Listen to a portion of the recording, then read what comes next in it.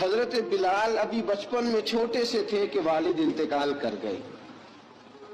یتیمی میں پرورش پائی جناب بلال نے، یتیمی میں. اور پھر 2 بہنیں، ایک والدہ، ایک بھائی. حضرت بلال حبشی کا یہ خاندان مکے میں بکتا بکاتا کسی طرح عبداللہ بن جدعان کے پاس پہنچ گیا. بڑا پکا کافر تھا، بڑا پکا. ذرا اسلام کی روشنی چمکی نہ تھوڑی سی. حضرت ابوبکر صدیق رضی اللہ تعالیٰ عنہ اس رستے سے گزرتے تھے. اس رستے میں حضرت بلال کام کاج کیا کرتے تھے، بڑے محنت، بڑے جفاکش، بڑے ہمت والے. حضرت صدیق اکبر نے ایک دن روک کے کہا، بلال کب تک تو اتنے خداؤں کو پوجتا رہے گا؟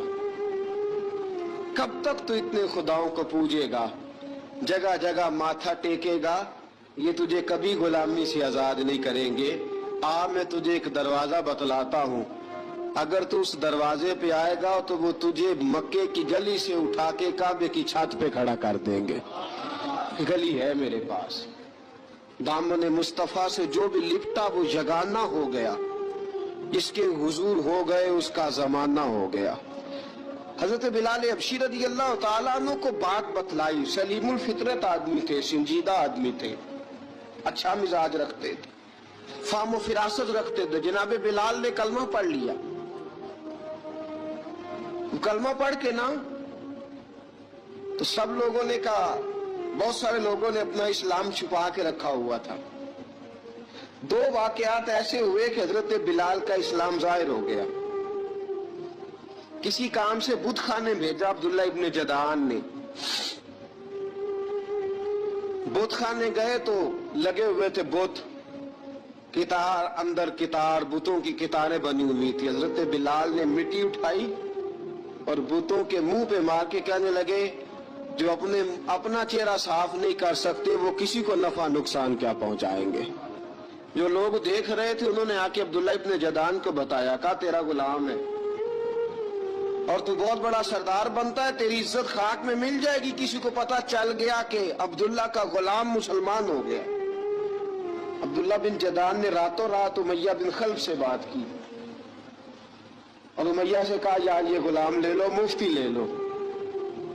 بتایا نہیں امیہ کو، بتایا نہیں کہ مسلمان ہو گیا.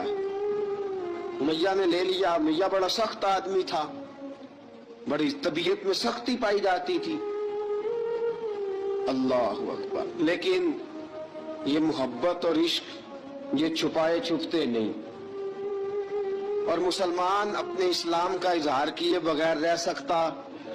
ایک واقعہ اور رونما ہو گیا. حضرت بلال پھر ظاہر ہو گئے. ہوا کیا؟ حضرت عمار بن یاسر رضی اللہ تعالیٰ عنہ، مکے کے سارے کافر کٹھے ہو کے ایک غریب آدمی کو مار رہے ہیں. غریب آدمی کو. جب اندر انسان کے چور ہوتا ہے تو بڑا سے بڑا آدمی بھی بزدل ہو جاتا ہے. جب اندر چور بیٹھ جائے نا تو بڑے سے بڑا آدمی بزدل ہو جاتا ہے، اور جب اندر صفائی ہو تو غریب سے غریب آدمی بھی بہادر ہو جاتا ہے.